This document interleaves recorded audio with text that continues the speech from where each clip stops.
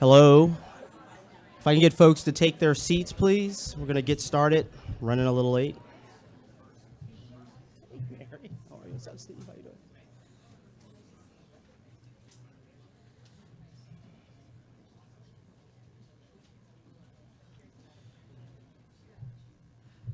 So, good morning, everyone. I look around the room. I feel like I know 90% of the room. But for those that don't, my name is Orlando Watkins. I'm the Vice President for Programs here at the Boston Foundation. Many of you are familiar with the foundation, but for those of you who aren't, we are the Greater Boston's Community Foundation, founded in 1915, one of the oldest and largest community foundations in the country. And we partner with just an amazing group of donors to distribute roughly $100 million a year to nonprofit organizations. And we have a team here of about 100 people who I'm amazed by every day, wake up, work really hard to create measurable impact for this community. So just I always say it's a really privileged seat that I hold, that I get to work with incredible people, incredible donors, an incredible community to create change. So today's forum is the fourth in a series of forums we've held here at the Boston Foundation around diversity, advancing diversity, equity, inclusion in the nonprofit sector. The series of conversations started with the Opportunity and Change Report, which identified key challenges and structural barriers facing nonprofits. And we have continued with the National Massachusetts Race to Lead reports, which urge nonprofit organizations to adopt an explicit DEI lens in talent, diversity, inclusion. Today's conversation will focus specifically on board diversity and the real risks that a monolithic or non-diverse board can create for nonprofit organizations.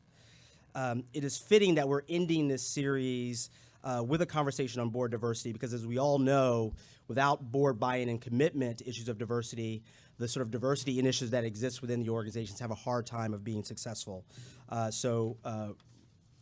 Really excited about this conversation today. I'm also really inspired to see fourth conversation, people keep showing up for this conversation. So I'm appreciative of how much motivation and interest there is in the community around these issues of diversity, equity, inclusion. But let's keep in mind that showing up is just the first step. History and experience has proven that very little change will take place unless we look inward at informal systems, practices, and policies that act as the true barriers to change. So what we're discussing is not a one-and-done initiative or a ticking off the box exercise. It's about more than just having the right people in the room. We're talking about shifting organizational culture, which involves courageous conversations like the one we're having today, and a willingness to be vulnerable, what we don't know, and engage in those conversations, being honest about what we don't know. So I want to thank you all again for joining, for continuing to show up for this conversation. I will now turn it over to Anne Wallestead, who is the president of BoardSource, who will walk us through the report findings. Thank you, Anne.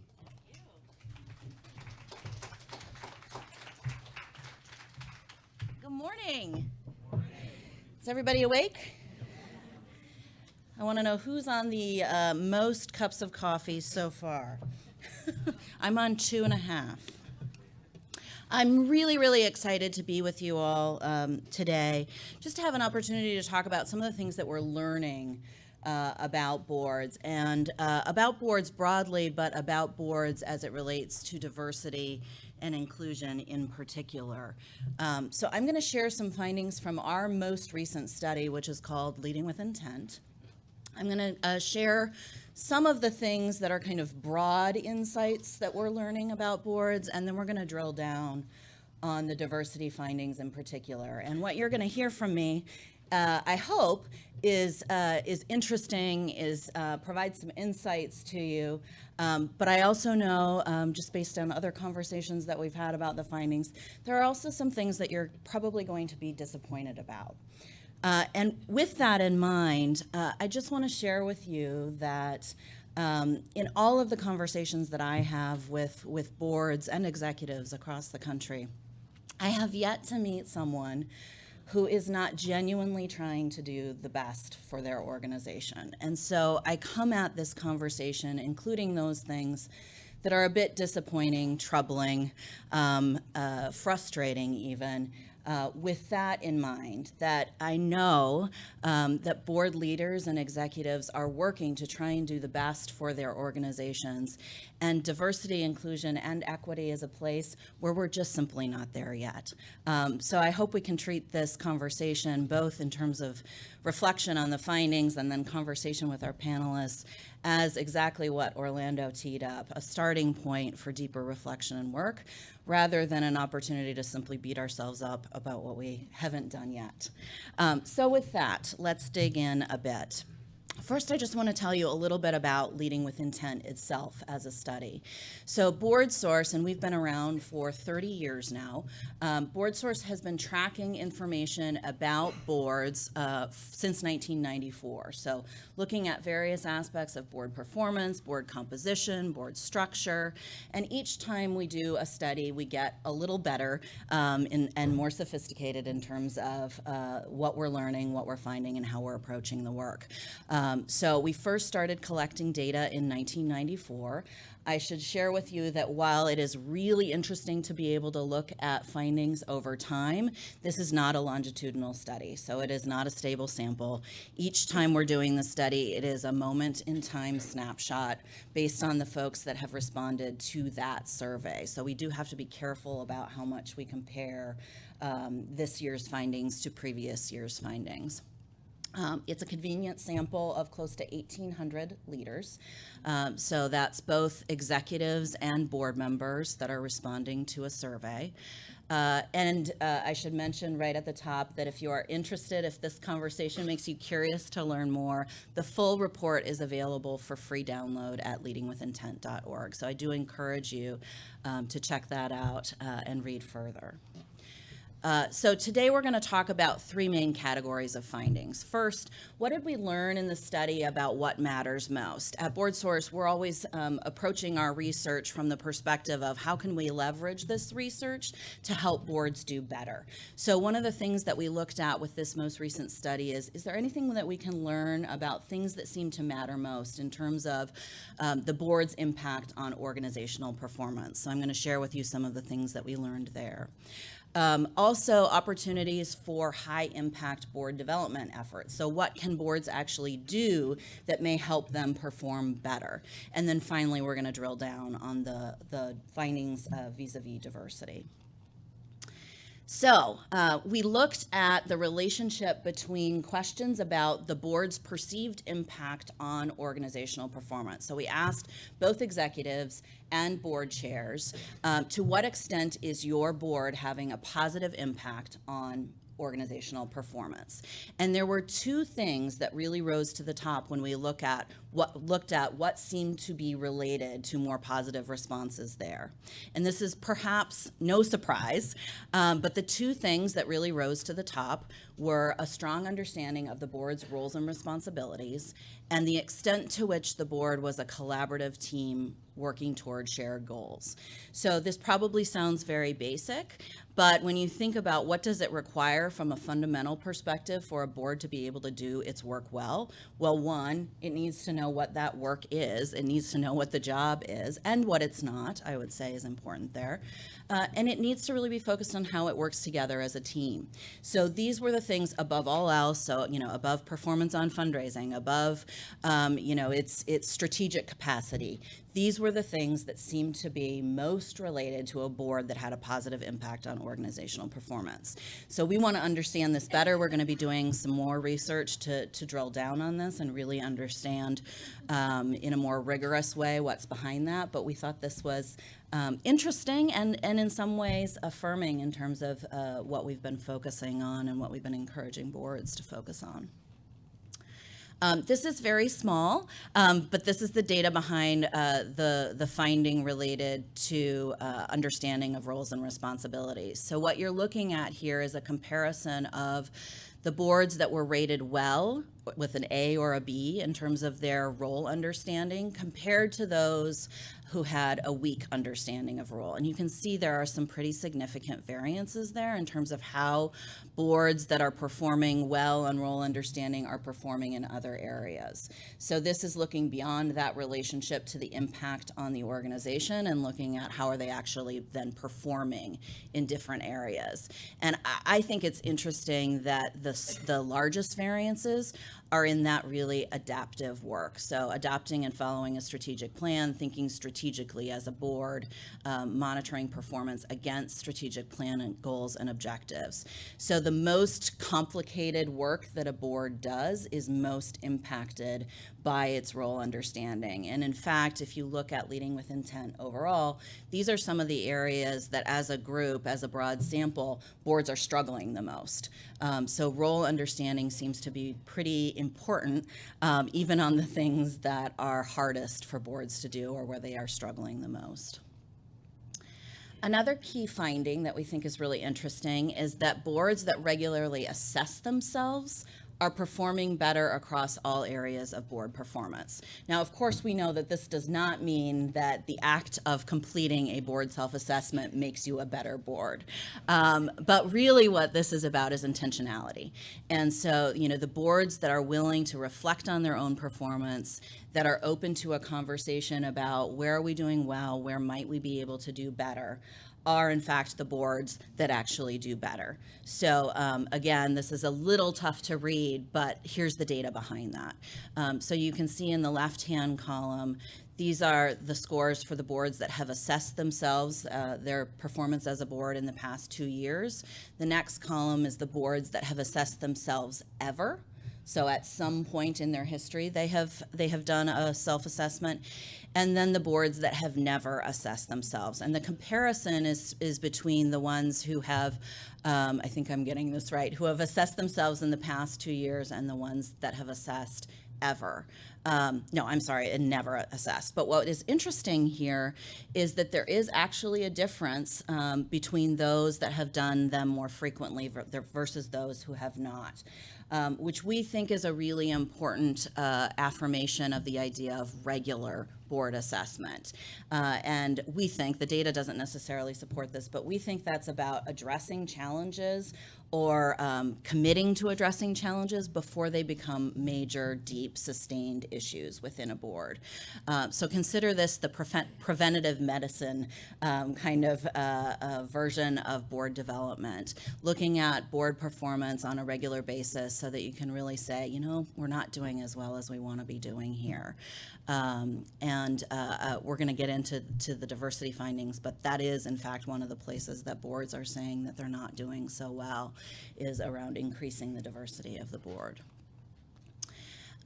Another interesting insight as it relates to focused board development, so we talked about board self-assessment. Another place that we saw really strong relationships is the extent to which boards really understand the organization's programs. And strong understanding of programs was linked to stronger board performance in a lot of areas, but most especially in strategy, in fundraising and external leadership, and in overall commitment and engagement. So again, this is probably more affirming of things that we already know because we experience it every day. But it really does matter how well the board understands what an organization is doing. It matters how close they do or do not feel to the programs of the organization. It matters if they can tell the story of the organization in a way that is rooted in personal passion and that really understands what the organization is all about. So those that would say that, no, it's all about the kind of professional expertise of a board or their ability to contribute in kind of technical conversations.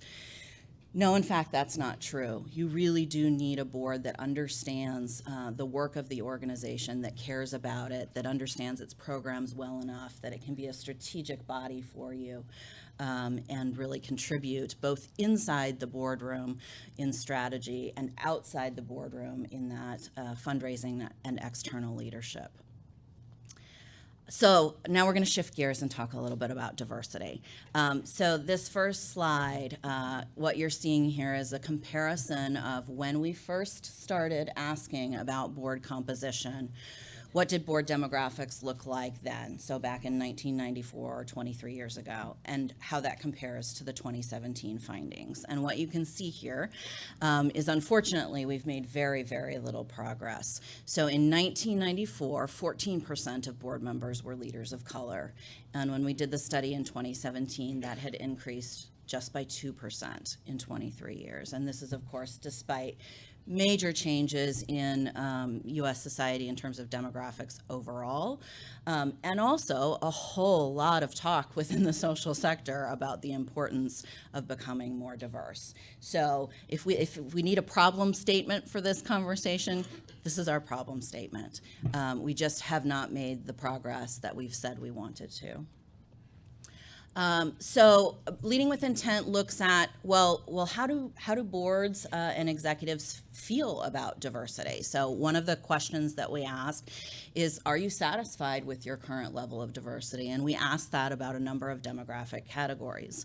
And what you can see here is, while there's not necessarily overwhelming satisfaction across any of these demographic categories, race and ethnicity is the place where, by far, there are the highest levels of dissatisfaction, and that maps to the place that we're doing, the worst in terms of those demographics. I didn't have a slide for this, but I'll share with you that we found in this most recent study that a full 27% of the boards that we surveyed were 100% white. Not a single person of color on the board. So that just gives you a sense of, not only in terms of overall demographics in aggregate, but also the number of individual boards that are really suffering as it relates to lack of diversity. So a closer look here. This shows the comparison between what executives said about their level of satisfaction with racial and ethnic diversity of their board and what board chairs said. Now, I will share with you, this is not a perfect match. So we do have about 150 paired responses where we have both board chair responses and executive responses. This is not a look at that. This is a look at all of the executive responses and all of the board chair responses. So it's not necessarily the same organizations, but you can see that board chairs are dissatisfied with their racial and ethnic diversity, but not to the same level as the executives. So there may be something there for us to understand more about in terms of the delta between executives' understanding of the impact of lack of diversity and board members. So that's a place that we want to understand and learn more. We also asked to what extent is diversity, and specifically the board's diversity, important to the work of your organization, to your mission. So you can see here a number of different questions related to how important is diversity in these ways or in these areas. So understanding external context from a broader perspective is the place that folks saw the most importance, or it was the biggest deal to have or to not have a diverse board. But there are lots of ways that executives are self-identifying the importance of having a diverse board, and to turn it on its head, the impact of not having a diverse board. So in the report, we kind of expound upon this concept a little bit and wonder if perhaps this is an opportunity, if the understanding that executives have about the impact of lack of diversity, lack of board diversity, is something that could be shared more explicitly, more directly with the board, because perhaps the board is not necessarily understanding or hearing the same things that the executive is, and that might be an opportunity for new understanding and perhaps greater motivation for change. Is diversity a priority in board recruitment? So we asked, well, if you're not happy with where you are, to what extent are demographics a priority?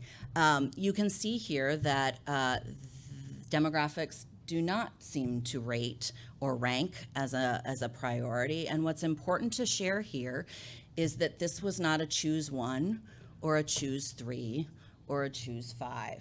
It was choose as many as are true. So everyone had the opportunity to rank every single thing as a high priority if they wanted to. It was not a first choice. So these responses here about demographics not being a top priority for a significant number of organizations means that simply that is not something that is being factored in terms of the recruitment calculus.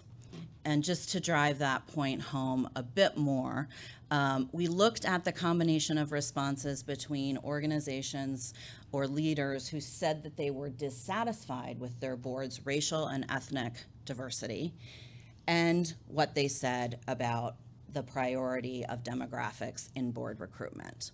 And we were stunned, though perhaps not surprised, to see that almost 20%, almost 1 in 5, 19% of all respondents said both. They were unhappy with their board's racial and ethnic diversity. They were not prioritizing demographics in recruitment. So when you think about that first stat that I shared about, how little change we've made in 23 years, this seems to be the diagnosis. There really is not a lot of mystery here in terms of why we haven't made more progress. If we're saying that we're not happy, but we're still not doing anything about it, how can we be surprised that nothing has changed? So here's what we're talking to boards about in terms of opportunities for reflection. One of our insights from the study is that boards who have had a conversation about their organizational values as it relates to diversity, inclusion, and equity, there is a relationship between those who have had that conversation, who have really internalized what does it mean for our organization to value diversity, inclusion, and equity. Those organizations are more likely to prioritize demographics in recruitment, and those organizations are more likely to have a more diverse board. So thinking about how to stimulate those conversations on the front end about values, here are some questions that we're encouraging boards to ask themselves. So if someone were to make assumptions about our organizational values based on our board's current composition, what would they be likely to think? Are we ever at risk of making decisions without fully understanding how those decisions may affect those that we serve? And if we were to make a deeper commitment to diversity, inclusion, and equity, what would that mean for our mission, our work, and the people that we serve? So we're not talking about diversity for diversity's sake. We're talking about building a diverse and inclusive and equity-focused board that can understand an organization's work better and can lead it toward a racial equity and equity agenda more effectively. So these are some of the things that we're encouraging boards to do in terms of reflection and deeper thinking that we think may help us have a different conversation about how you pull that through, how you recruit differently, why you're doing that, and moving to a deeper conversation. So I'm going to wrap up here and turn it over to our panel, but just a few final thoughts. I talked about the importance of shared understanding and values. We've been talking at BoardSource about three main pieces of, what does it take to really change, and what would it take to, 5 years from now, look at really different findings in terms of that crosstab and that disconnect, that dissonance. So one is shared understanding and values. Have a conversation about why does diversity really matter to our organization, and what are we losing out on by not having a diverse board, a diverse staff, being committed to diversity, inclusion, and equity overall. A new recruitment philosophy. Nothing is going to change if we don't do things differently. So we need to think differently about the way that we identify potential board members. We need to move past the block of nobody can be recruited to the board if they don't already know somebody on the current board, because if you don't like where you are, that is not a way to change.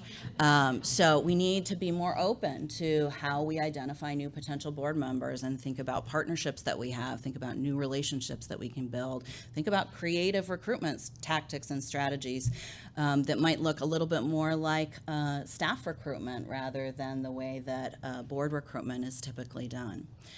And then we need to figure out, what does accountability look like for us? What are we going to commit to as an organization? How are we going to make sure that we're not having this same conversation 2 years, 3 years, 5 years, 10 years, 23 years from now? How do we commit as a board? How do we commit as an organization? How do we help hold ourselves accountable as a sector? So I'm going to pause there. I'm going to leave this slide up if you want to keep it up for your conversation. And I think I'm inviting Jennifer up.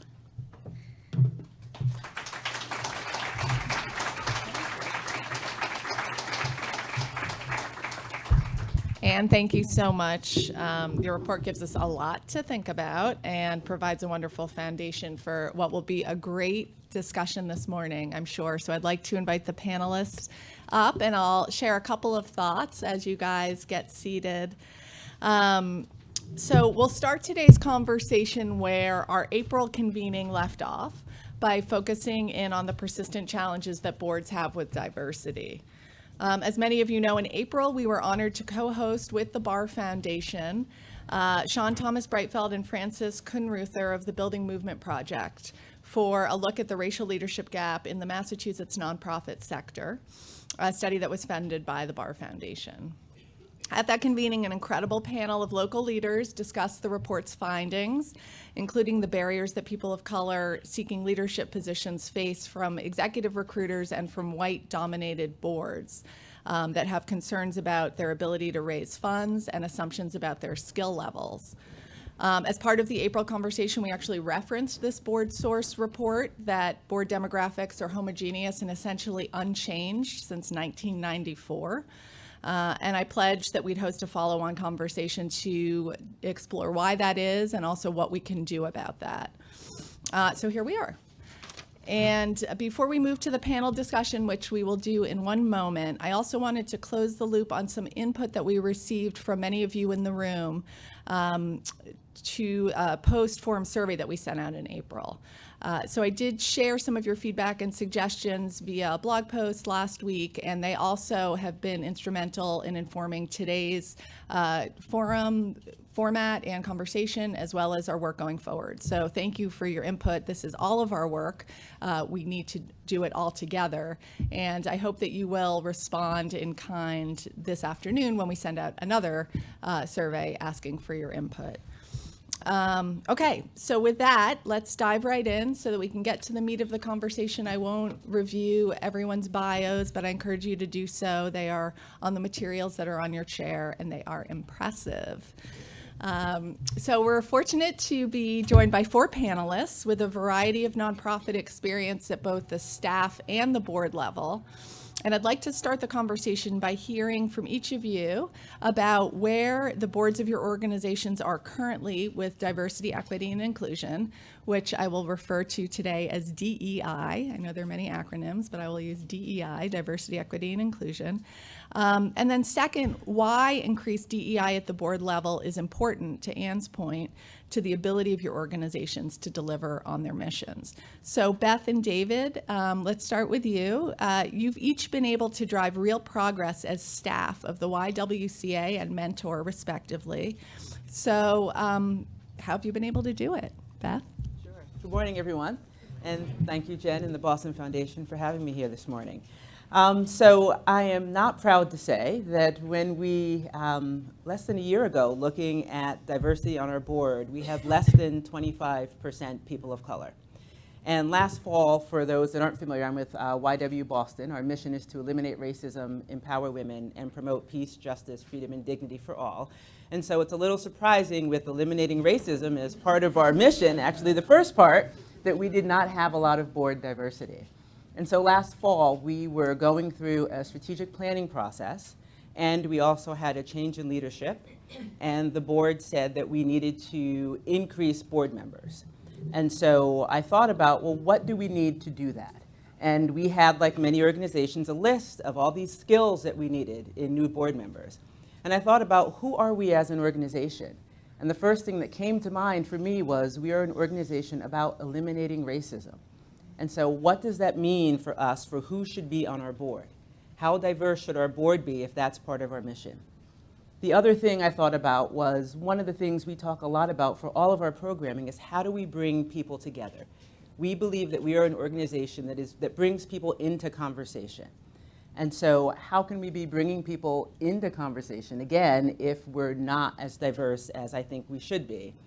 And the last thing was, in thinking about, our mission, we want people who are going to be evangelists for the organization. We want people that are committed to equity, whether that's something you study or you feel passionately about, and that you're going to talk about the organization. Because I'm not a believer that we can have a couple of people of deep pockets on our board and be successful.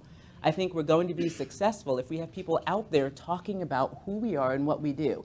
I know when people tell me, if I have friends that tell me about an organization and they're excited, I get excited. So that's what I want for the board. So after thinking about this, talking with the members of the leadership team, I went to our board chair and then our governance committee and said, I think we need to focus on increasing diversity on our board and these are the reasons why I think it's going to make a big difference for the organization. And the board chair agreed, as did the executive committee, and so now we have a board that is almost 50% people of color.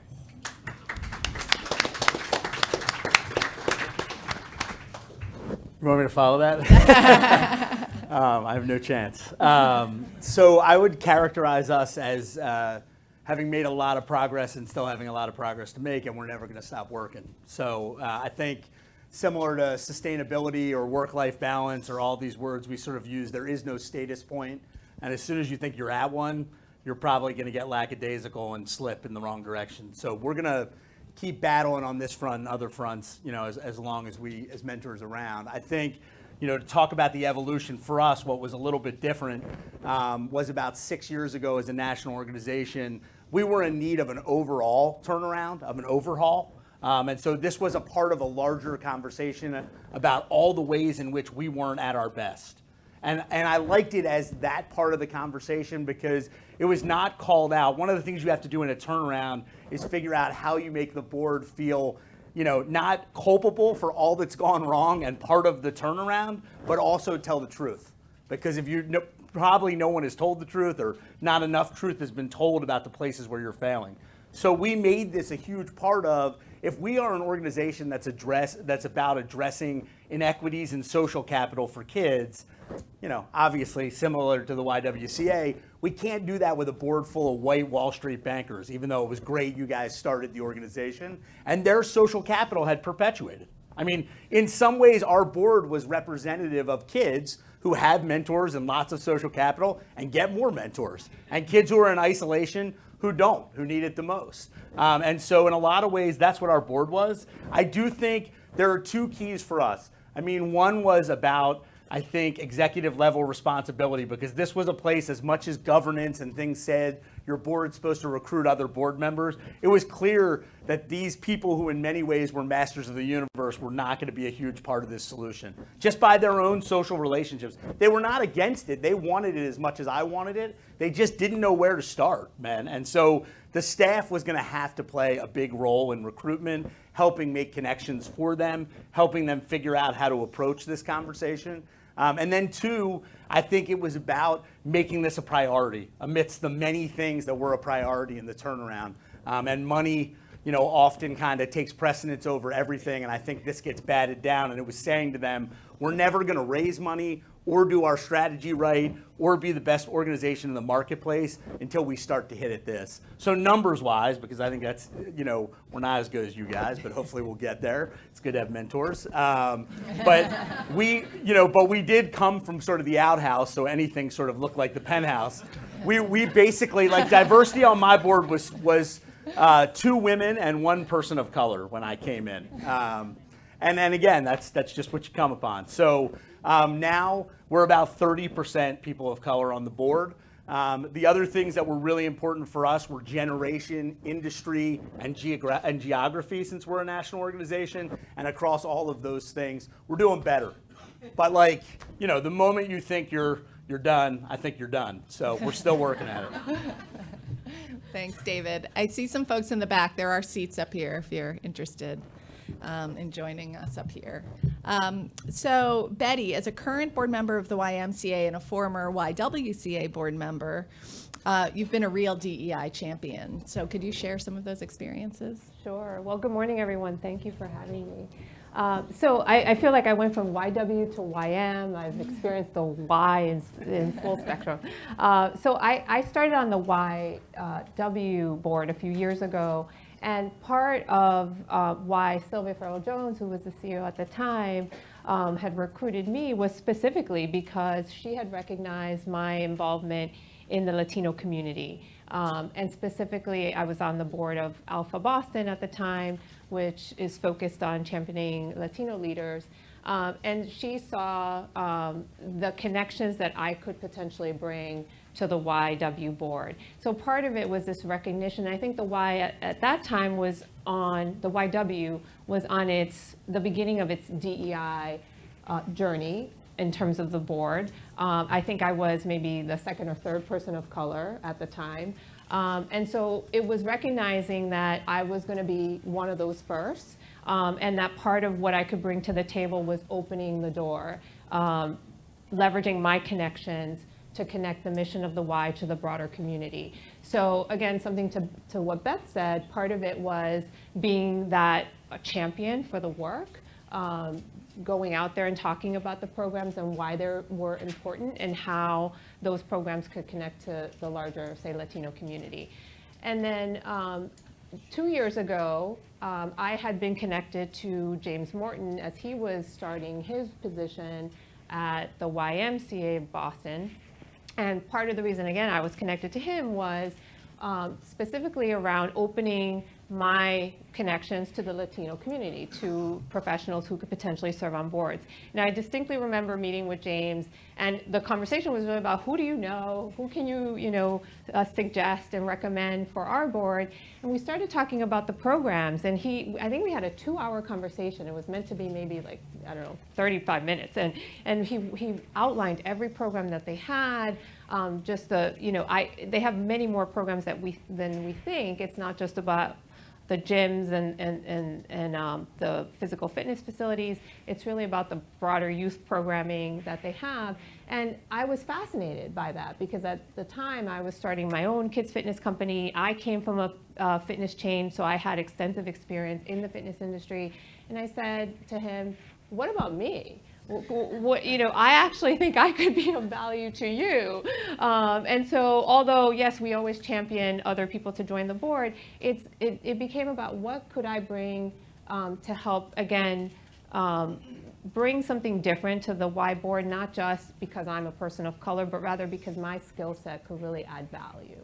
And I'm proud to say, I know James has been on a mission to really increase diversity on the YMCA board. It's not easy. I mean, it's a very large board. It's about 30% people of color.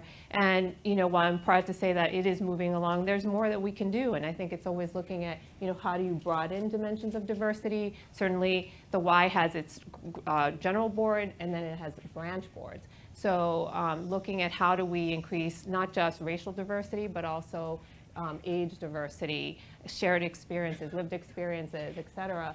And I think that's one of the things that, once you have a champion and you've got a board that understands the importance of why it needs to be diverse, then it's easier to get on that path.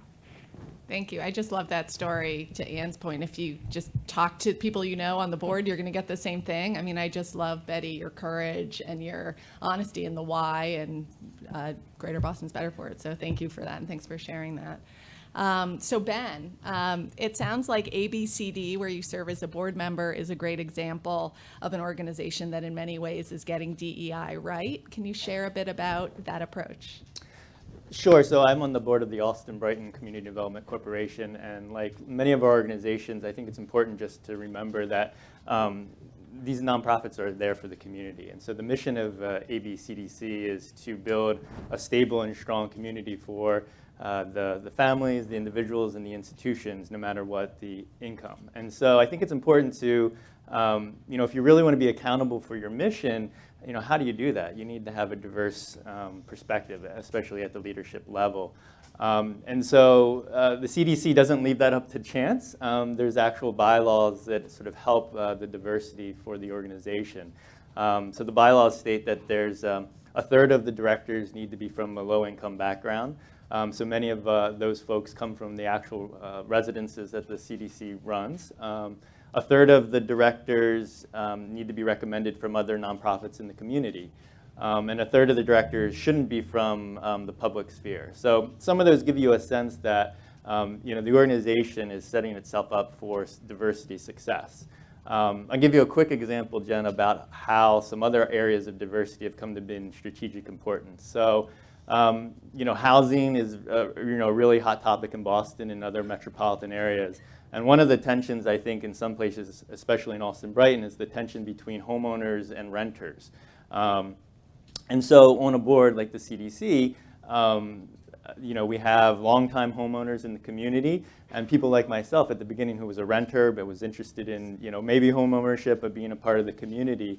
And we were in a strategic planning session talking about kind of what the CDC's position was going to be on development, density, transit-oriented development, and affordability. And sort of internally, we had a really robust discussion about those topics from the perspective of renters and perspective of homeowners. And that was really helpful to have that conversation because, when you go out into the public and representing the organization, you're gonna have that conversation. And so we really were able to kind of flesh out kind of what the policies and what the position of the organization was going to be. But, if there were only homeowners on the board, the whole other perspective of people in the community weren't going to be heard. Yeah. Great. Thank you. This is just a note to the panel. I'm skipping the next question because we're a little short on time and I think you guys covered a lot of it. I don't want to throw anyone off. So as Anne shared, a board that understands its roles and responsibilities will have the very positive impact on the organizational performance. And yet we know that even amongst board members of the same board, there's not always agreement as to the board's role. And a common manifestation of this that's been referenced a couple times is the reality that there's a tension many boards experience between prioritizing the recruitment of people of color versus those with the ability to give financially. So obviously, the reality is these are not mutually exclusive. And also there are structural and historic forces at play that create both this perception and the disparity. However, the tension does exist, and many folks are in the position of having a conversation. Well, we want this to be a fundraising board. No, we want this to be a diverse board. So I thought this was a really important issue to unpack and to discuss. And so, Beth, I was hoping we could start with you because I know that this is an issue that you're thinking about at the YWCA. I always get to start with these hard questions. This is something we have talked about at YW, and I do agree that it is not mutually exclusive. There are plenty of people of color who either have wealth or have access to wealth, and I really think it's about what do you want your board to be and not making assumptions about what people have or don't have just based on the color of their skin and or their gender. And so for us as a board, again, we talked about, we believe for a variety of reasons that it is important for us to have diversity on our board, that richness is going to add to the conversations we have, which has happened, and board members are talking about now how they haven't been engaged in it. They're being engaged in a different way in the conversations we're having. And we also talked about, yes, fundraising is important, but it doesn't have to be that somebody has to give X amount of dollars. There may be ways that people can help you as an organization get those dollars. And so we have a give or get policy around a number for board members. So if somebody wants to write that check, we're certainly going to take it. But if somebody says, I can't write that check, but I'm happy to serve on your fundraising committee, I'm happy to talk to my friends and or other people I know to get them to support the organization, that's equally as important because as they reach out and again serve as evangelists for the organization, they're building awareness of who we are and what we do and getting other people involved, which is going to generate resources for the organization. So for us, it seems short-sighted to say you have to have X amount of net worth to be on our board because there's so much more people can bring aside from what's in their pockets. But please, if you have money, we're happy to take it. And Betty, before this morning, you and I had a conversation about your experiences navigating these expectations. Could you share a bit about that? Sure. Yeah, so I mean, I think, with not just the two boards I've served on, but on other boards I've talked with about serving, there's always this conversation that happens at the end, right? Oh, by the way, there's this requirement that you have to give this. And, and I'm a lawyer by training, so I negotiate everything. And I think that part of the conversation is why are you bringing me on, right? So I think if it's for money, I'm happy to give, but don't look at me as that's the only reason, because we don't only want to be fundraisers, right? We want to contribute other strategic skills. So I think that there's a lot to say about what is it that you want for the board? If it's a fundraising board, there's so many ways to get at that. And again, I don't want to perpetuate this myth that people of color don't have money, but the way we traditionally recruit for boards is, let's say it's high net worth individuals, or it's individuals who are in high level corporate positions. They tend not to be people of color, right? So we have historically been excluded from many of these positions, so we may not have that kind of net worth or capital to contribute large amounts. So I think once you recognize it and say, well, there are other things that a diverse board brings to the table, what are those things? Is it a skill set that you have? Is it connections that you have? Just because I may not be able to contribute a large amount of money, I can still make an introduction to a foundation, an introduction to a large funder that potentially can give that amount of money. So I think it's leveraging the skill sets and connections that people bring to the table and knowing what those are, having those conversations ahead of time and not just presuming that someone has to write an actual check. And by the way, I think if there's someone that's willing to write that huge check, they may not necessarily be the best board member for you, right? They may not actually be that engaged. So maybe there's other ways that you can engage that person. Awesome. And Ben or David, do you have anything to add? No? Okay, great. So the report's diversity finding is focused on race, but of course there are myriad other dimensions of diversity that are critical to ensure optimal and inclusive decision making. And Ben, when we spoke the other day, you mentioned age diversity, and of course gender identity, sexual orientation, class diversity, disability status, and many other types of lived experience can enrich a board. Can you speak about why it's important to take an intersectional lens in board development and recruitment? Yeah, again, I think going back to organizations' missions is really important, and a lot of our work, no matter if it's the environment, education, arts, affect everybody in our community. So I used to work at the Boston Children's Chorus, and I think the chorus is being really strategic. It just turned 15 this year, and so some of its participants are starting to graduate college, become young professionals, and so the chorus is being really strategic about how they're engaging these young leaders. And I think down the road, eventually we're going to have young alumni or even current students that are board members. And a quick example about why these perspectives are really important. The chorus was looking for a new home in Boston and had found a really great place in a neighborhood in Boston. And there are all these strategic reasons why it was great. There was political goodwill, there was funding goodwill, and all of that. But when we started actually interviewing and asking our young people about the location, we actually heard really interesting feedback about transportation. And so if you're a board member, I don't know how often you're taking the number 39 or you're going to 2 buses to Forest Hills and taking a tea in. It's just not your world. But for our young people, it was super important to their participation in the program, and it changed the whole conversation. And so a point of view that wasn't in the room at the board level, bringing in that perspective from a young person's or participant's or a parent's point of view was super important, because it could have been a really strategic mistake about moving to that place and sort of creating a barrier for our community. So it's just a reminder that there's expertise at all different levels. Awesome, thank you. You want Do to you add? guys- yeah, if you, yeah.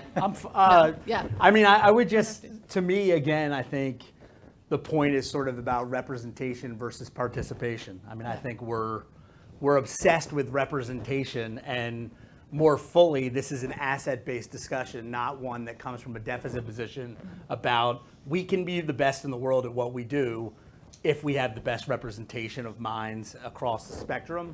I think that's a great example. For us, the main example is just we're trying to build a movement in America that says that, you know, no young person will be left without these relationships, and everybody has wisdom to give.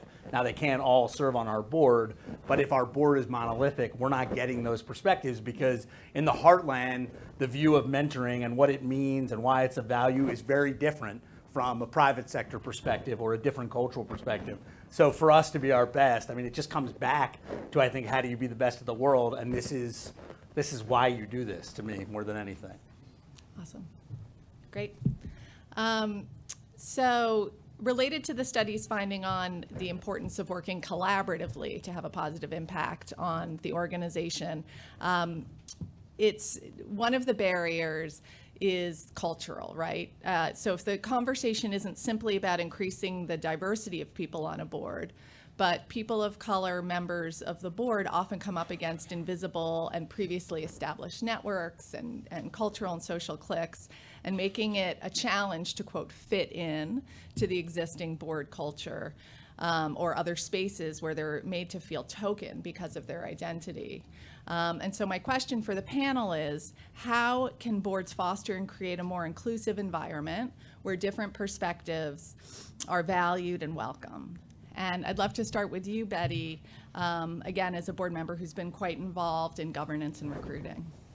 Sure. So I think one way is starting from the recruiting process. So I think that when you're cultivating a new board member, you're really looking at, you know, what are the skill sets you're bringing to the table, what are the things the board needs, and really appealing to your sense of wanting to help, right? So if a board needs, you know, say it's legal or say it's operational, I also love marketing, right? So if it's those things that I can bring to the table, I know from the onset this is how I'm going to engage. I think a second piece is onboarding is hugely important. Onboarding alone is never fun. I mean, think of it when you're onboarding a new employee. Ideally, you want to onboard multiple people at the same time. So I think a best practice for board onboarding is to onboard a cohort, right, of new board members, so that begins gelling the relationships at least among a couple of people.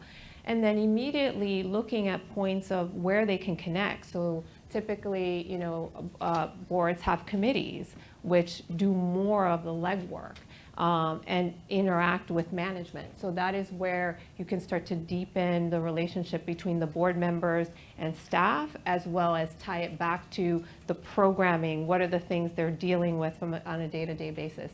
Those things really help bring board members and their skill sets together. And it starts to create that cohesion around, you know, what are we working towards? So you talked about having a shared vision, a drive towards a shared goal.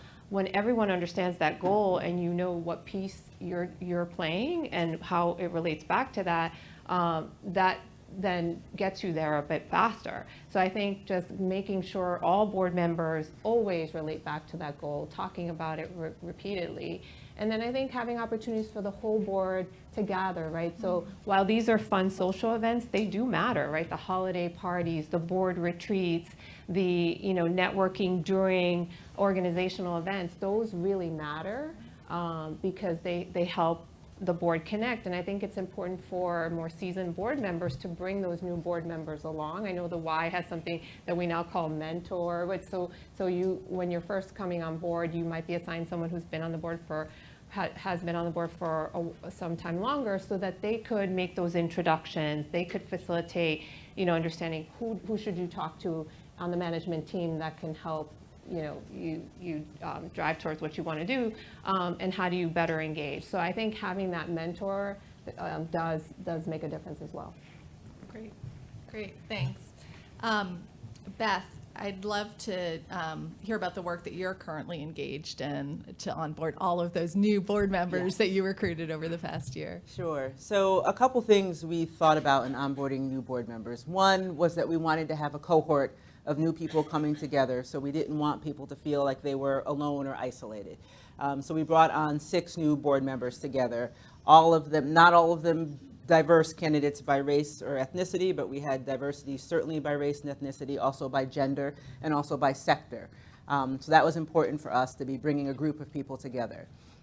We also did a mentoring program where we had 2 existing board members serve as mentors to the new board members, and they would serve in that capacity over the first year. And so they have an opportunity before board meetings. One of them will call the new board member and just check in, any questions on materials that went out in advance, any other questions you have, here are some things to know, and so that they feel like they have people that will be reaching out to them and that they can go to if they have questions. We also started something called foundational knowledge, which is something we're doing both for our staff and our board, which are information that is going to be the baseline of what you need to understand about issues of race and about issues of gender, and so that everybody is starting from a common platform, because everybody can come in at a different point, and everybody is at a different point, and that's okay. But we want to make sure that everybody has this foundational knowledge as well, so that we know we're at least going to be starting from the same point together and having these discussions. And so there are articles, there are videos, there are a variety of things that we ask new board members to read and that we'll come back to periodically at our board meetings, as well as we do this with staff. And then the other thing that we're doing is we have a program that we do at YW called Dialogues on Race and Ethnicity. And so our board has committed to go through that dialogues program. And that program, we will have conversations around race and ethnicity. How has it impacted them as individuals? How does it impact groups of people? And thinking about, as a board, what is a racial equity issue that they identify through this conversation that they want to work on as a board. And so that's something that they've committed to do this year and that we will do every other year. And so we're trying to just establish a baseline of understanding, of knowledge that everybody has, and always tie it back to our mission about why is this important, why should you care, why do you need to care about these issues. Awesome, thank you. And David, I know that creating an inclusive culture is something you thought a lot about as you were diversifying Mentors Board. So do you have anything to add? Yeah, I mean, I think these guys hit it really comprehensively and tactically. The only other thing I would say that I think, Beth, you began to say at the end, but I think this is a topic we're not that comfortable talking about, or at least some people aren't that comfortable talking about. And so I think a lot of times it's like, Voldemort, he who will not be named. It's like this topic no one will talk about. And so I think that's uncomfortable for new board members. They're like, are we happy with the representation? Like, why am I the only guy from Georgia or the only Latino on the board? Like, what's going on? And I think, at least on our board, we've been very honest about, like, hey, we're not where we want to be in these places. You're coming onto a board that's in this situation, and here's the evolution and the point we're at. And I just think we need to be more transparent about calling out, the things we're not doing as well as we want to, because that also gets people aligned behind those things. To your last question about recruiting board members, there's always this big hooray, like, I got the CEO from so-and-so, and that means she's going to have a lot of money that she's going to bring to the board. But there's not a same hooray if you haven't been intentional about, we're really looking for someone in biochemistry from Georgia, and then there'll be a big hooray when you get So I just think you have to be really transparent about what you're falling down on and what you're targeting, and not make it like a crime that's being committed, but just a place where you can continuously improve. So you're inviting people in to sort of reach and higher.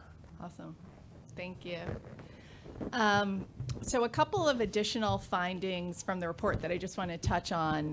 One was that 65% of executive directors are dissatisfied with the board's racial and ethnic diversity versus only 41% of board chairs. So I'd love to hear if the panel was surprised by that finding, and also the finding about the dissatisfaction, I think related, the dissatisfaction with board diversity versus the lack of prioritization to actually diversify the board.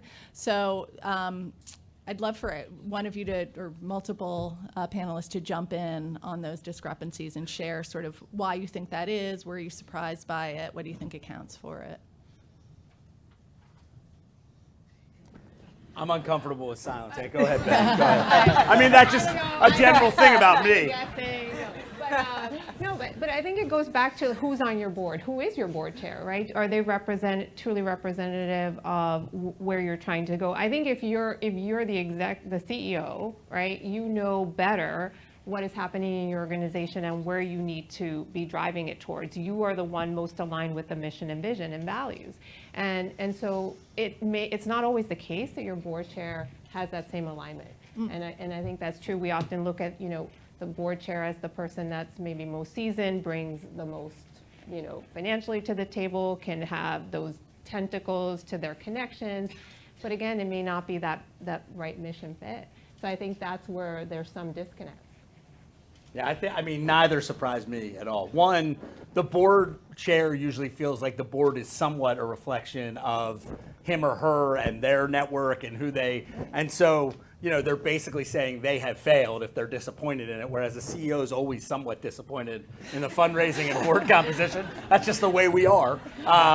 So that doesn't really surprise me. I think the other one is more interesting to me only because the first one's just kind of an emotion. I think the second one is more interesting to me because I think it's like when people say to me about mentoring, I don't have time. I'm like, everybody's got the same amount of time. It's what are you doing with it? So I think the question is like, we all want to lose weight. Do you have a plan to do it? We all want to do this. Do you have a plan to do it? And I think this is one of those topics in our lives, or in the lives of nonprofits, in which we talk a hell of a game, but there's just not a very intentional plan. Now, some of that is not our fault. Some of that is the capacity of the nonprofit sector and organizations where one executive director is doing 75 things.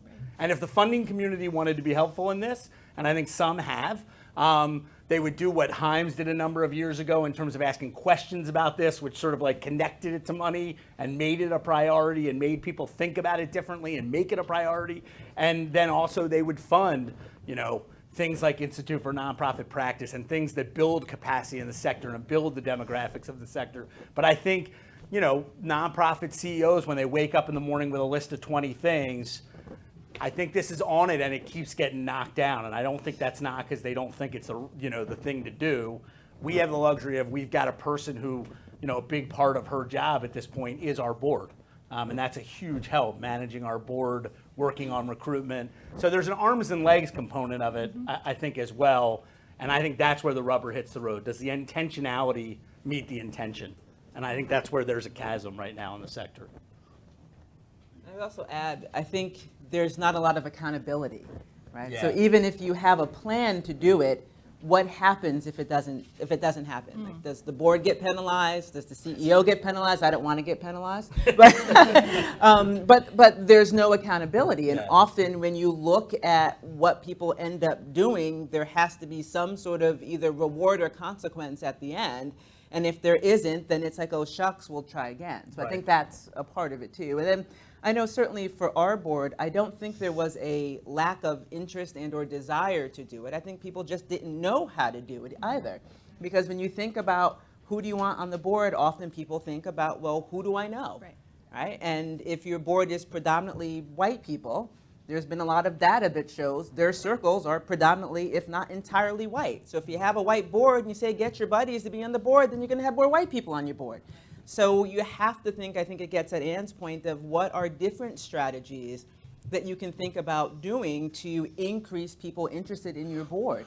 And that's not even just about race and gender, but it's other issues as well. Like how do you get economic diversity on your board if you just reach out to people who are like you? Because we generally have people like us in the same economic category. So what are different ways we can think about having people on the board? And it's okay not to necessarily know who a new board member is. That's part of getting to know each other and building that relationship and getting diverse perspectives in the room. Because if you know everybody, then how are you going to get different thoughts into the room if you all think the same way because you hang out together?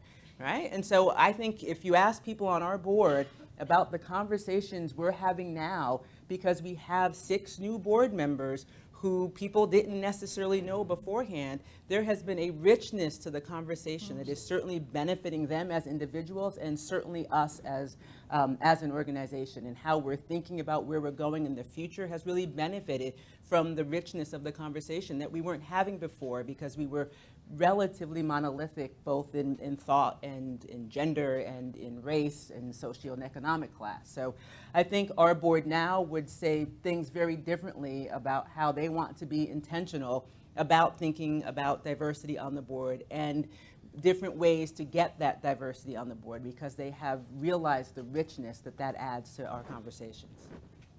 I'll just add, I like what David was saying, about sort of holding up a mirror. So if boards holding up a mirror to themselves, I think if they can hold up a mirror to the whole organization, so looking at the staff, looking at the program participants, it begins to sort of open up what the board should look like and how it should expand.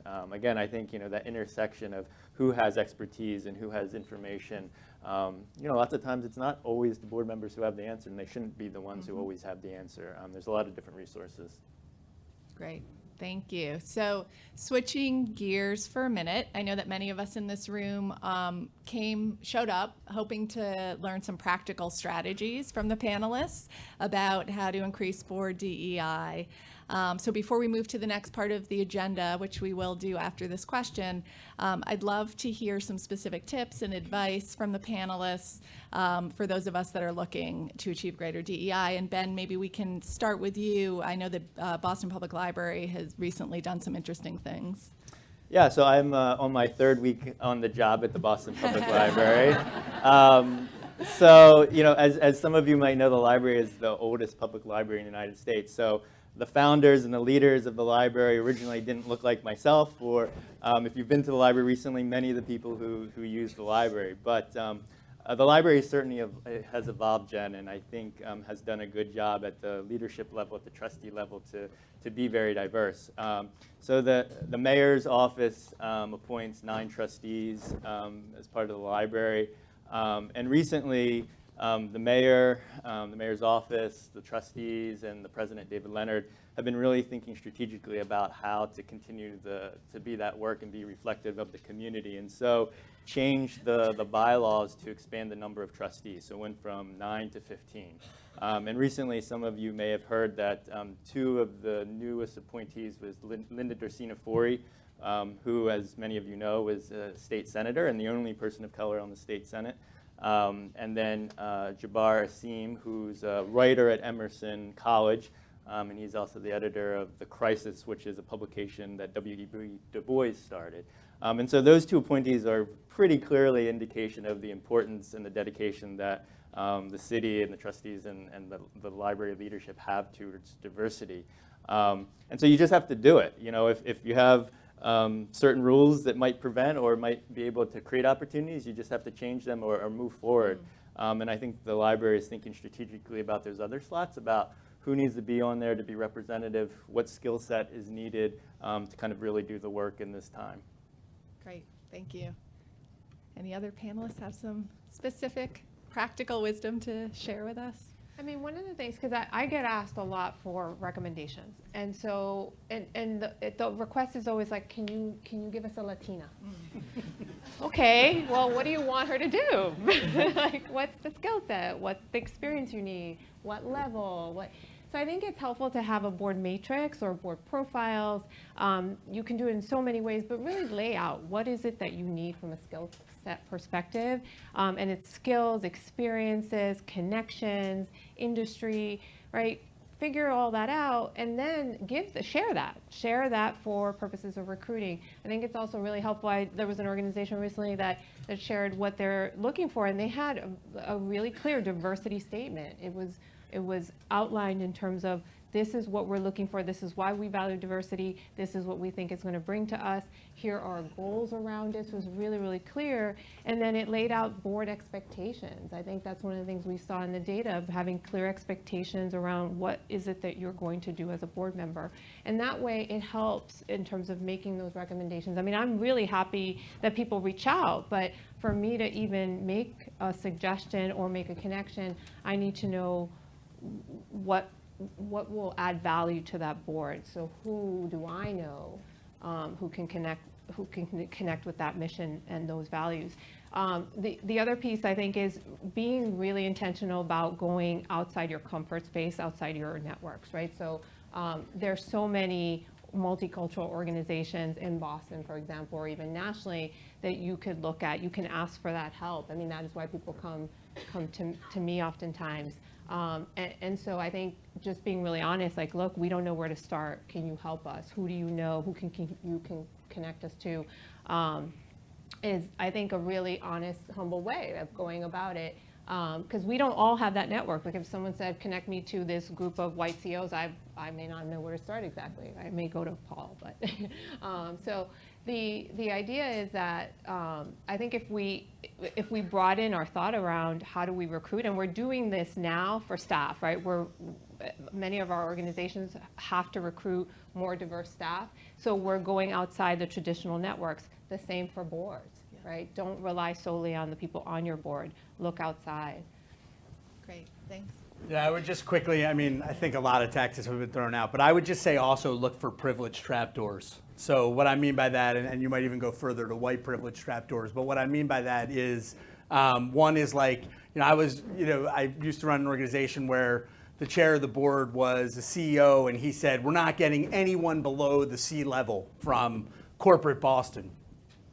I mean, it's got nothing to do with what those folks are going to be, but they're just not representative of Boston. Like, again, and he wasn't saying that from like an evil or unequal place. He didn't realize. That's what I mean by it being a trapdoor. Like, you're going to get a monolithic board. The other quick account I would just give of like these trapdoors, I had a board member call me, an African-American board member call me and say, I've got an idea for another board member, but you may not want him. I was like, why might I not want him? Well, he's just like me. He went to Morehouse. And he's also in business.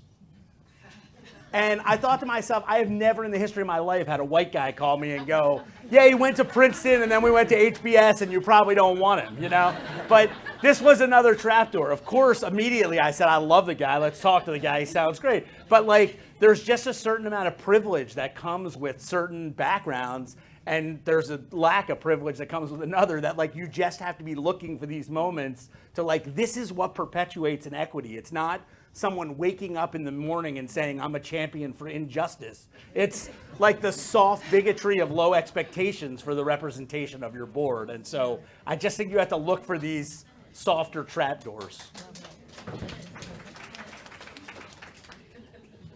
Beth, anything to add? I can't. Next. Sorry. That was great. Drop the mic on that. All right, this is quite a panel, and we will get back to them with Q&A. But before we do that, we're going to try something a bit different this morning.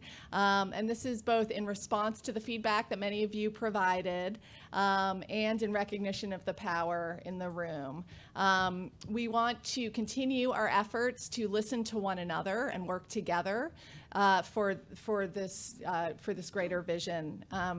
So when I'm done talking, I'll ask you to pair off. So find one other person, make a pair, and spend 8 minutes together using the questions on the screen or that will be up on the screen as a guide. Please discuss one thing you're struggling with related to board DEI and one area that you're making progress. Okay, so one area you're struggling with, one area you're making progress. We'll start with one person talking, the other listening, and then we'll switch, and I'll prompt you at the 4-minute mark.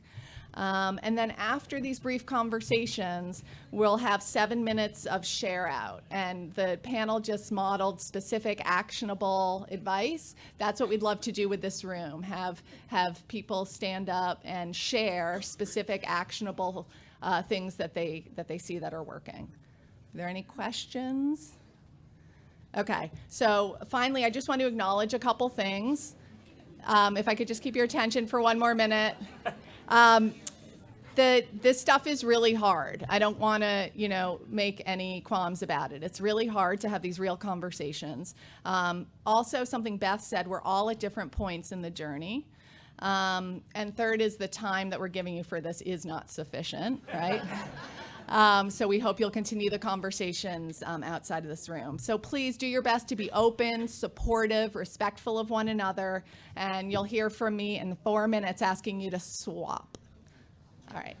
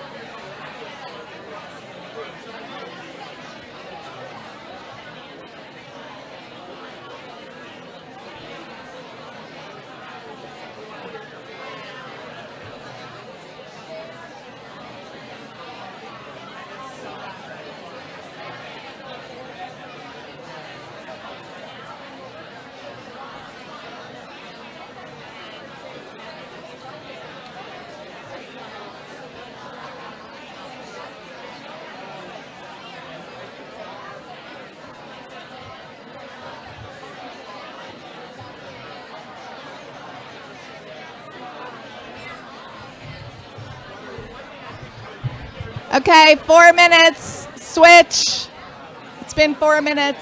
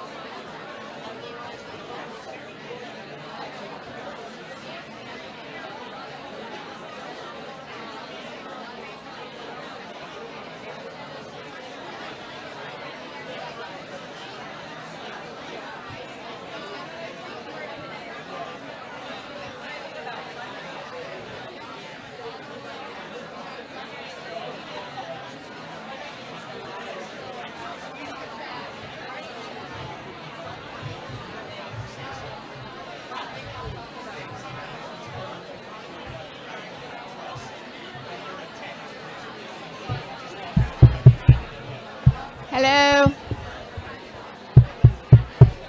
Hi, everyone. We're going to come back together. We all want to know what everyone's talking about. Thank you. Thank you for diving in so enthusiastically.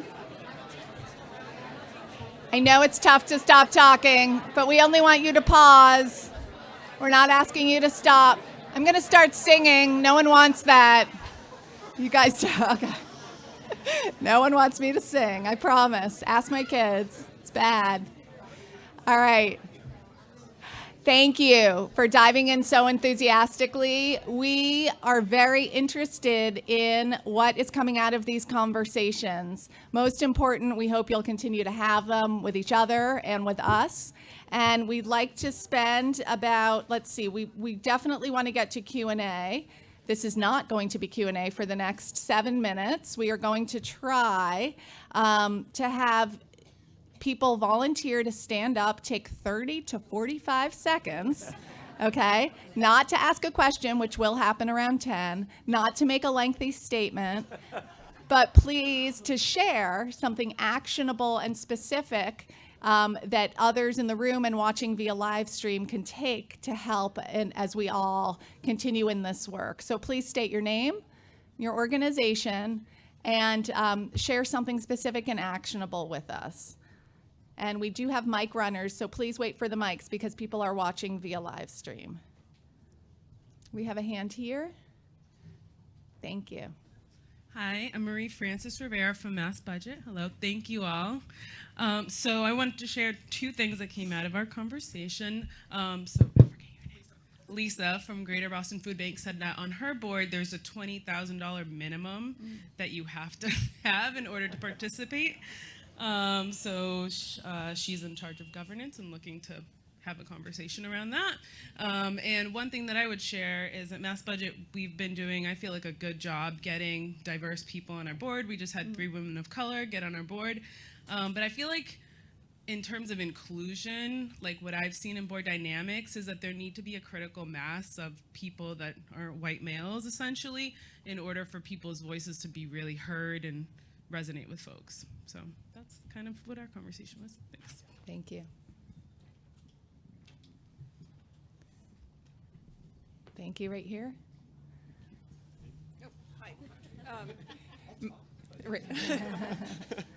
Hi. My name is Mary Eintema, and I'm CEO of a nonprofit called World Boston. And just a concrete step, this is such a relentless and brazen plug, and I swear to God I'm not a plant, but I was talking with my new friend Leslie Adam, who's taken on a huge challenge as a board chair. And I said, I'm sorry, I just have to go there. I said, you should do Lead Boston. Does anybody here know what Lead Boston is? Okay, ask Beth if you don't. Anyway, because a lot of this work, we need concrete steps, and I am listening carefully, but we also have to start way deep inside. Don't neglect the inner work as you're doing your outreach. Thank you. Thank you. There's a hand here and here in the front also. I'm Amy Ellsworth, and I'm on the board of the New England Foundation for the Arts. And speaking of the internal work, one of the steps that NEFA has been taking, both on the staff and the board level, is to do EDI training internally as the first step in, well, it's not the first step, they've done many others, but in the way of expanding our internal understanding so that we can take those steps externally. Thank you. So I'd like to go here in the green shirt, then in the blue, and then right here. Hi, my name is Sanam, Acting Executive Director at Citizens for Juvenile Justice. Our team, we talked about 2 of the ideas was that report that came out about asking questions of, are you satisfied with these issues of diversity, and a separate question about, are these a priority? I'm like, we're going to put those on our board assessment starting next year. I like that. That's great. Being able to have that conversation phrased on. We also talked about having the anti-racism training for our board and our staff, and we also talked about how to make it a requirement, but also having accountability to make sure it actually happens. If we don't. Thank you. An element that I don't think has been mentioned and that has become much more apparent to me, I'm on the board of the Global STEM Education Center, is the difference among the various perspectives that people have from their country of origins. There, without being prejudiced, because I'm a foreigner, also an immigrant, we were discussing our immigration status, but it isn't easy to work with people who do not share your mental state, that's the wrong word, your philosophy, your approach to work. And I don't, because we in America want to be a melting pot still, even though we're a salad these days, I think that's the issue. The issue is how do you retain your salad nature but become a melting pot? And I don't think we're doing a very good job of it right now. Thank you. Thank you. Hi, I'm Maureen White, and I'm a nonprofit consultant, and I often work with clients on racial equity strategy, and I design and facilitate trainings for them on racial equity. And what I was saying to Eve is that a big struggle is that my clients will come to me at the outset and say, we really need help. We're committed to this, and we just don't know what to do, and we need training, and we need help with strategy, and we have no money for this. And so I would love to hear from folks in this room, where are you getting funding for this? And maybe that's actionable for some of the funders in the room, is to, it's one thing to tell your grantees you need to be more diverse, but if you're not giving them resources to help them bring in folks to help them to do that, you're not going to get anywhere. I just want to add, Eve, chair of the Foundation Board for Boston Arts Academy, the comment about why the CEOs and the chairs of boards are so divergent, because it's easy to sit here and say we need a more diverse board. It's the chairs and the board members who are doing the work to go out and find them, and that has been the challenge. I think we've made tremendous progress, but it's a challenge, and I would also like some strategic steps around around cultivating, about understanding the needs of a diverse board, but how do you cultivate people who have, as you mentioned, this need to understand that, yes, you can recommend your friends. There needs to be more development about people who haven't typically sat on boards, about understanding how they should and could and would. I think we haven't gotten there yet. Does that make sense? Okay, thank you. Yeah, and we can definitely get to that during some of the Q&A. I just want to take another minute for, I think there was a hand back there, and then I see one here for 2 more comments. Again, things that you all see that are working. Deb Taft, CEO of Lois Landauer Searches, and then also co-chair of the Human Rights Campaign Board in Washington. I wanted to just mention a little bit about give and get, because I think that's a topic that's been coming up, and I'm a believer in give and get, not give or get. I think every member of the board should be giving.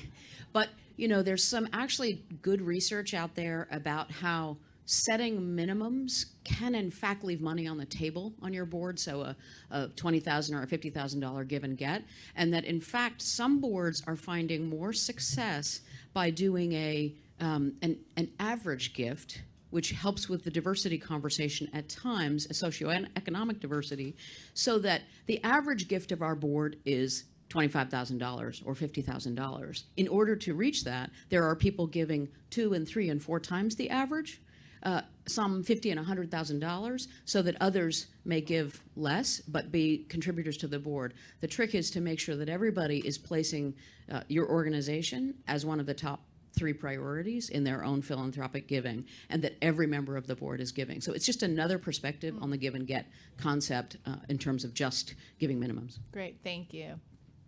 And I think we had one more comment right here, and then we'll go, I'll go to the panel to respond, and then we'll open it up for Q&A. Hello, my name is Steve Burke. Hi, Deb Taft over there, classmate of mine, just by curiosity. I serve on a suburban community board, and the woman I just had the good fortune to turn around and talk to happens to be from my same town.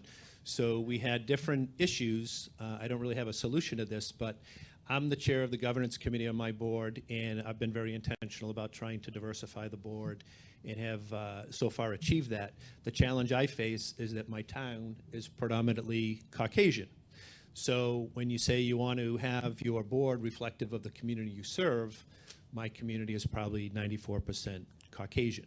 So the import of diversifying the board on some of the other board members, they just don't quite see that. So that's a challenging that I'm facing. And Kathy, on the other hand, serves on another different board in the same town, where it's a summer program, and they're servicing kids from the inner city, predominantly kids of color.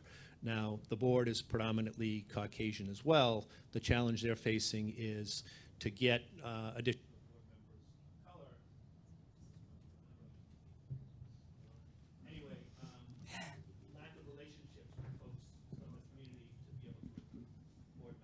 been there. So 2 challenges there from a community that's predominantly Caucasian to try to diversify, 1, where the constituents are predominantly white, and 2, where the constituents are predominantly of color, but none of the board members have that diversity as well.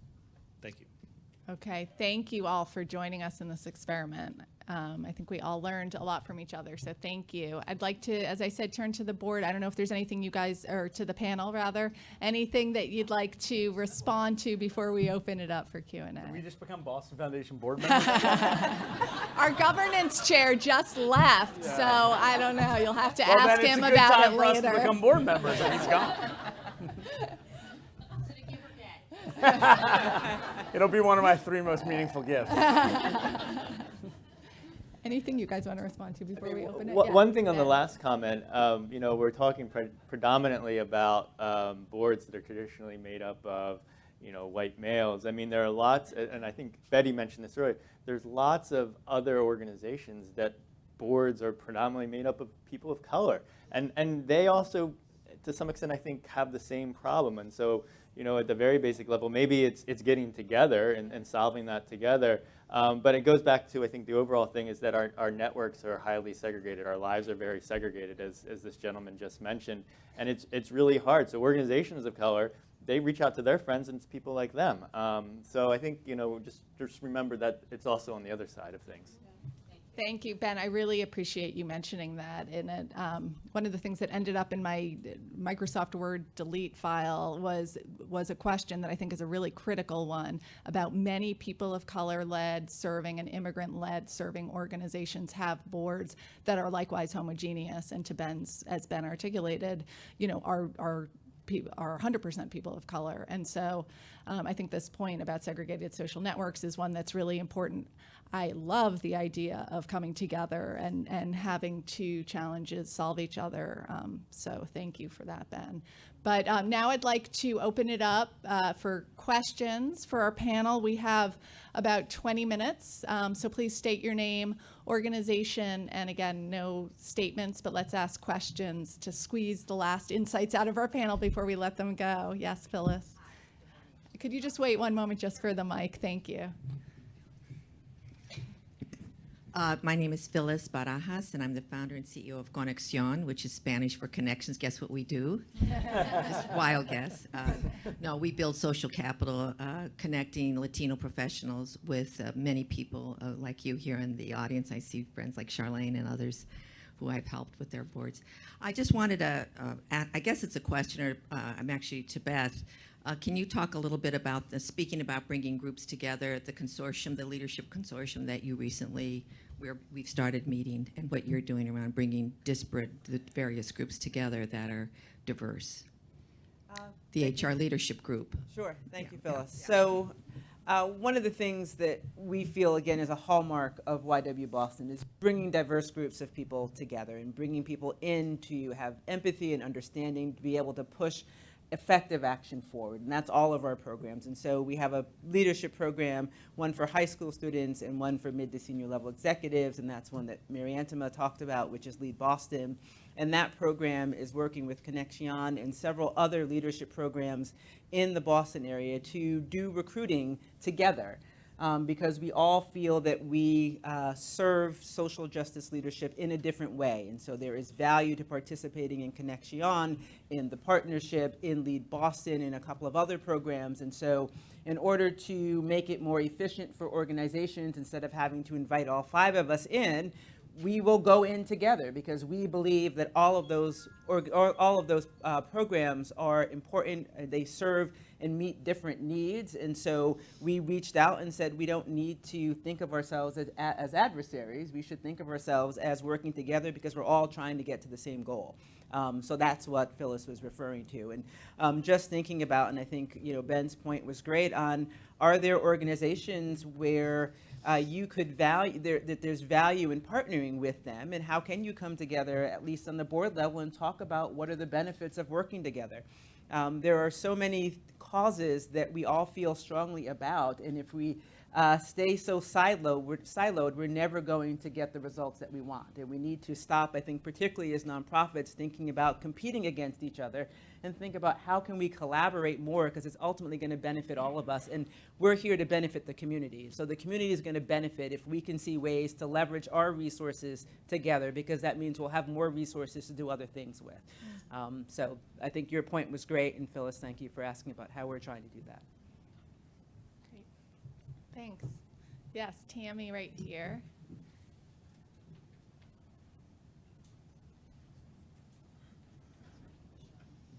Good morning, everyone. I just wanted to push on David's point. So, yeah, one of my good buds over there. But push him on this point about when you mentioned about privilege and the trap doors, and to just talk a little bit more about that, because I think we all heard it and could feel it and had instances where we've thought, yeah, I've been there. But to talk a little bit about how you might have a conversation with a board member about that, and how different that might be in the conversation that you might have with the staff member, that it's there. And there's all kinds of privilege, just not white privilege. And we just forget. And we're making decisions, really important decisions, and aren't always conscientious of it. So you just raised an excellent point. And I just love to hear a little bit more about it. Yeah, I think it's a great question, Tammy. I mean, I think the hardest thing is how to respond in those moments to, I think, and I would want people to respond to me too. So it's also how you respond, when someone calls you on it, but you create a culture of accountability where that's not someone hitting somebody else over the head with a righteousness stick. It's like, look, here's the practicality of what you just said. What you just said is that we must hire a person of color or it's an embarrassment to our organization. And you thought that was a very lofty comment because you think it reflects us diversifying our staff. But in several ways, you just turned what to us is a belief about asset-based hiring, inclusion, representative hiring, and turned it into like something we're doing to avoid reputational embarrassment. I know you didn't mean all of that, but that is kind of what you turned it into. And I think, the question is you've got to have those conversations probably separate from groups because people are embarrassed in front of groups.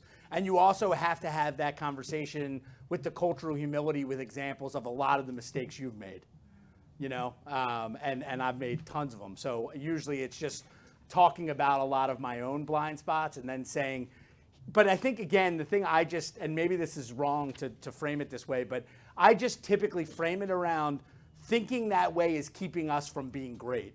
I don't really frame it as, it's keeping us from being just. That may be wrong. That may be wrong. But I feel like the conversation is one we can have that's better and more from an asset position when it's about that.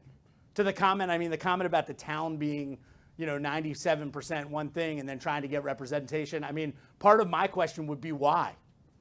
Like, why do you want to diversify the board? You live in a town that's 90% white. Like, what's it going to do?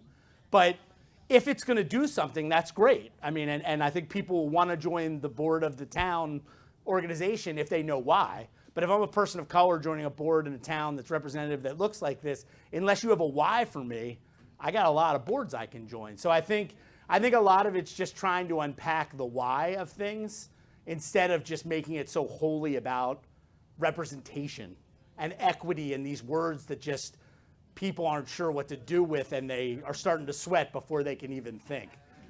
So that's what I try to do is just own my own faults and try to make it about continuous improvement. Awesome. Do we have others? We have a comment right here, and then Susan, we'll go to you, and then in the back. Hi, I'm Makia Moody with La Piana Consulting.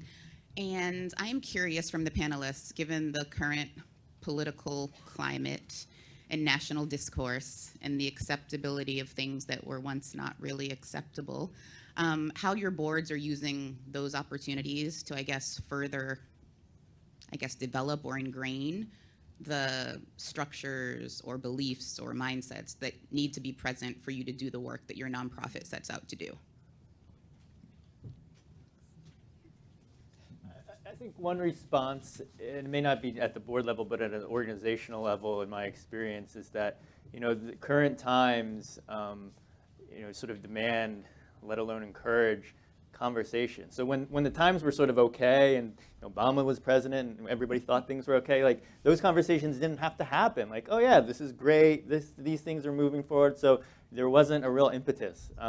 And so, you kind of coast, right? And so when times get a little bit trickier, I think it's on all of us to really move forward and say times aren't necessarily good, or there's really room to grow. And I think people, depending on, I think on all sides, are interested and want those conversations. So I think there's an opportunity, right? Anytime there's challenge, there's an opportunity. So it's trying to figure out how to take advantage of that. So for example, at the chorus, right after the presidential election, we had a conversation with young people, with board members, with community members about how people were feeling or what was going on. And so if there wasn't that thing that transpired, that will not be named, we might not have had that conversation. Connections might not have happened. So I think it's really just an opportunity. No, and I think you have, that's a hard one because sometimes there are issues around, when you get more political in boards that, may traditionally have sided more with the party in power. It's a touchy subject, right, where you don't want to bring up certain things. But I think if we're going to be true to our mission and true to racial justice, which a lot of our organizations underlying our missions have that, we have to unpack that, and we have to be willing to bring out the truth and be open to this resistance concept. We have to call out discrimination and racism when it happens. And I think to your point where you talked about having this immigrant perspective, right now we're immigrants, we're an anti-immigrant country right now in terms of the rhetoric, and the boards are the best place to have these conversations and tackle them, be honest about what's happening, right? We have to be the biggest advocates now for immigrants, and if we don't have that voice and perspective on the board, right, how can we truly serve our constituents? So I think that's, I love Ben's point in terms of diversity. It's not just the racial or cultural diversity, it's also the representation of the people you're serving. If you're serving youth, there should be youth perspectives on your board. If you're serving immigrants, there have to be immigrants. And I think combining, I love this shared resource idea, this collaboration among organizations, and that's sort of what I'm doing now with my group Latina Circle and our movement called Amplify. We're actually looking at this as a collaborative model where we're bringing organizations that serve really broad constituents together, and with around a shared mission of building Latinx political and economic power. And we know we can't do it alone. So we're saying, let's leverage the organizations that do programming really well around social justice and building power. Bring organizations that are doing the work really well around professional development, like Phyllis's organization, Alpha Partnership, Conexión, right? Bring them all together in spaces they've never played, right? They've never traditionally collaborated this way, and saying we can collaborate now around a shared mission and leverage the resources we all have, because we may have an expertise that you don't, and we can share that, right? So I think being able to see that model as not the ultimate solution, but how do we leverage what other organizations are doing to advance our own missions is something we need to do more of. I mean, we're all resource constrained, so even around DEI and how we're doing it, I think there's so much knowledge in this room. We're all in different journeys, but I think there's so much we can learn from each other, and having the willingness to share and collaborate those and tell each other what those best practices are that have worked is really important. And I hope the foundation helps cultivate that, because I think that's where these forums can really have an impact. Yeah, thank you. Yeah, Susan. So we go to Susan, and then in the back, and then this gentleman right here, and then the lady behind the gentleman, and I think that will be the end Thanks. of our time I'm together. Susan Musinski with the Social Innovation Forum, and it's great to see all of you. I've worked with everybody up on stage. My question is actually a combination of both staff and board and networks. And how do we as a city really look at, in order to really make movement on this, you all referred to networks in different ways. We know that there's intention of both staff leadership and board leadership in some way to move forward, but what's in the way? And how do we really get kind of to that next layer instead of just staying up here? And I think, Betty, you were just referring to it about, you know, networks of networks of networks. But how do we get those networks working so that when you're asked to recommend somebody to a board, you've got friends who really fill those roles? I mean, it's a great question. I look at it in terms of, you know, can I help you within my networks? And if I can't, I don't stop, right? I say, here's somebody else you should talk with. I may not know them, but I can at least recommend it. I think the fact that people are asking, right? They're saying we need to expand beyond our networks is important. The other way to do it is to bring people into you, right? To say, you can host a forum. You can say, hey, this is important to me, you know, and you may do it around your programmatic work, right? You may host a forum around the work you're actually doing, but you're inviting diverse voices and you're inviting community leaders. And that way you're starting to meet and cultivate relationships outside of your regular space and invite the board to participate in that sense.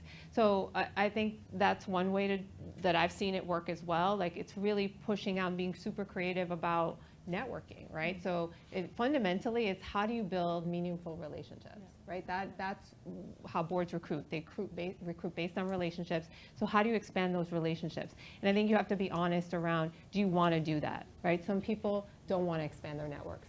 They just don't. Right. So if this is going to be a priority and you know your why and you have a shared vision, everyone has to be on the bus, right? And if you're not going to be, then push them out or let them transition out. So I think what we're going to do is we're going to take the 3 questions and then give the panel a chance to respond, because we're down to 6 minutes left. So if you still have your question, I know one was there, and then there was one here and one here. Hi, I'm Abby Von Schlegel, and I have my own consulting firm, and I'm a governance trainer for BoardSource. I also live in that part of Massachusetts that nobody remembers as Massachusetts. It's called the Berkshires. And 2 things. One, I think the training that's really important that I haven't heard anybody mention, and that's implicit bias. Mm-hmm. Implicit bias is, you know, you think you're really doing a great job at working about diversity, but you really aren't, because you don't realize. And somebody hinted at it in the panel earlier. Mm-hmm. And so I think that's something, I never even heard of it until I took the training, and I kind of went, oh, I do that. Yeah. The other thing is I serve on a board of Tapestry Health in Western Mass, which serves the 4 Western counties. And we've had the same issue, how to find more diverse board members. And so where we don't have the right networks, we've gone out and connected with the organizations that represent those networks and said, we'd really like to talk to you about getting to know you better. Who are you? Who are the people on your board, et cetera. It's not that hard. Now, it's easier in Boston, So actually. is there a question for the panel? No. Oh, okay. Okay. All right, well, thank you, but I'll ask them to address implicit bias part was the part I really cared about. Okay, thank you. And let's go here, and then. Thank you. Ronald Lammy, I'm the president of the Elder Disparities Coalition of Roxbury. And David, you struck me with a number of things, but I had to ask you for a definition of the words you used.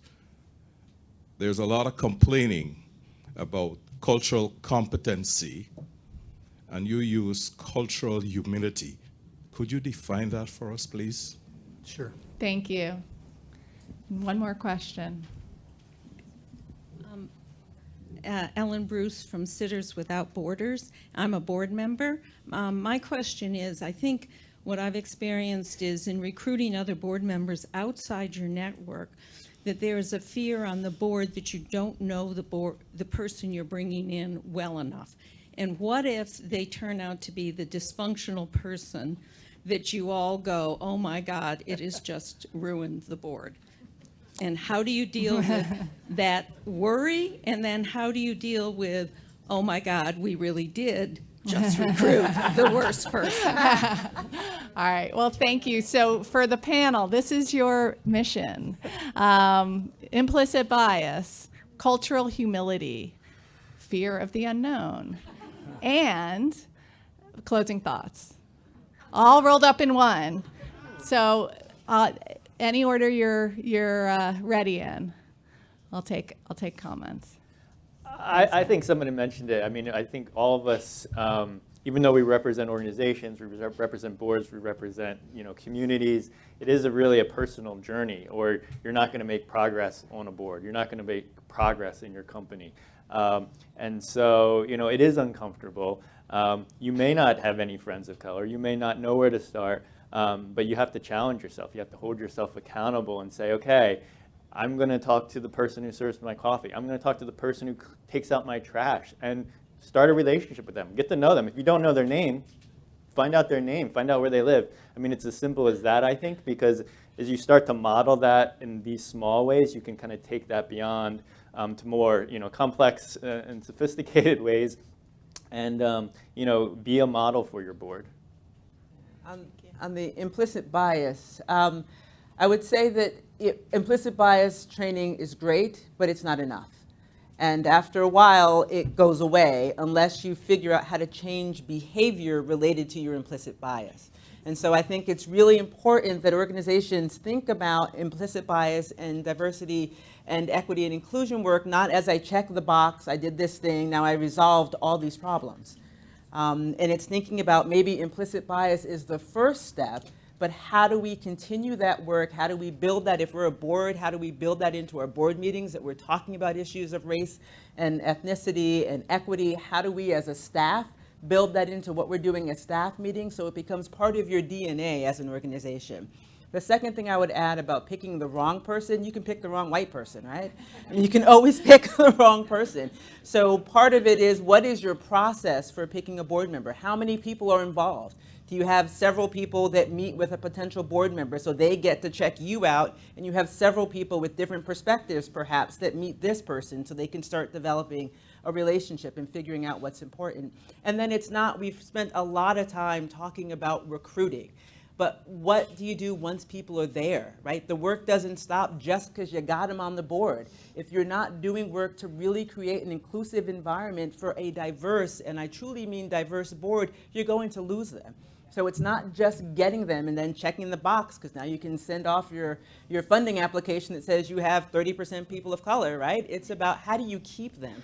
So what work are you doing to make sure once they're there that they want to stay there, and that you can really get their value to your organization because they feel included in a really part of who you are?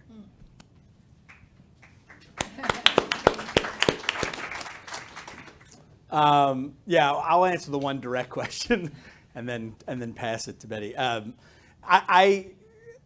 I prefer the term cultural humility to cultural competency because I don't think it's something you ever master. And I also think that when you take a course, whether it's implicit bias or cultural competency, you make the mistake of starting to think about things and people monolithically.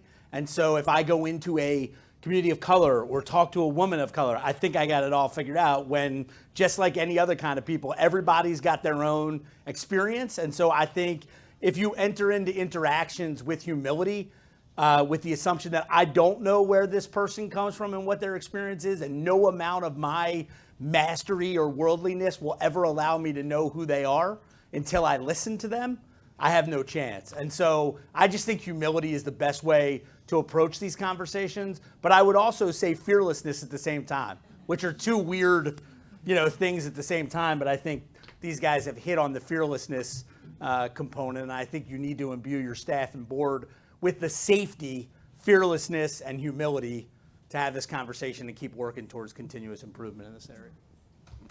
Yeah. No, and I think that's, if there's any takeaway, I think it is this humility piece, that even, you can do as much DEI, unconscious bias training as you want.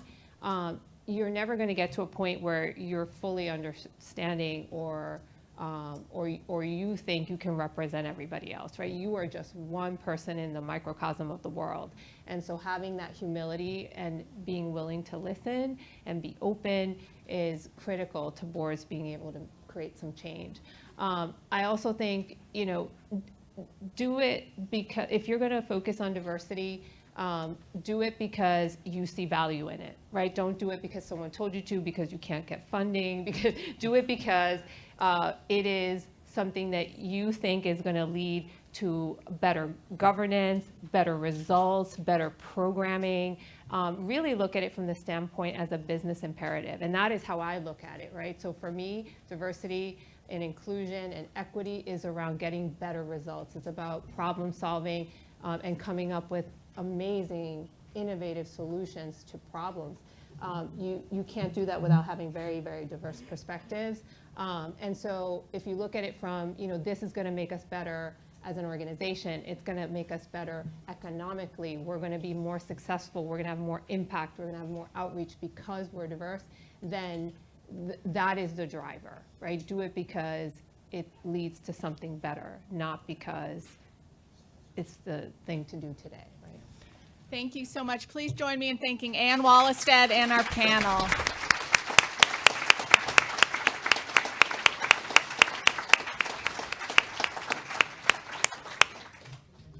Have a great day.